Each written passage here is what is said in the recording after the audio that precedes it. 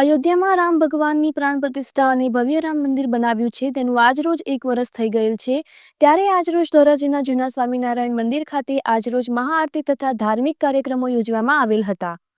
અયોધ્યા ખાતે રામ ભગવાનની પ્રાણ પ્રતિષ્ઠાને 1 વર્ષ થયું હોય ત્યારે ધોરાજીમાં રામ ભક્તોના અનેરો ઉત્સાહ જોવા મળેલ અને ઠેર ઠેર ધાર્મિક કાર્યક્રમો મંદિરોમાં ઉજવવામાં આવ્યા હતા।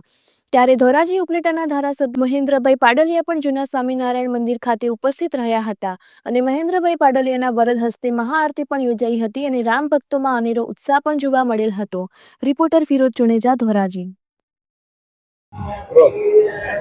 આજે ભગવાન શ્રી રામની પ્રાણ પ્રતિષ્ઠા ને 1 વર્ષ પૂરું થયું। અયોધ્યાની અંદર ભગવાન શ્રી રામનું ભવ્ય મંદિરની પ્રાણ પ્રતિષ્ઠા થઈ અને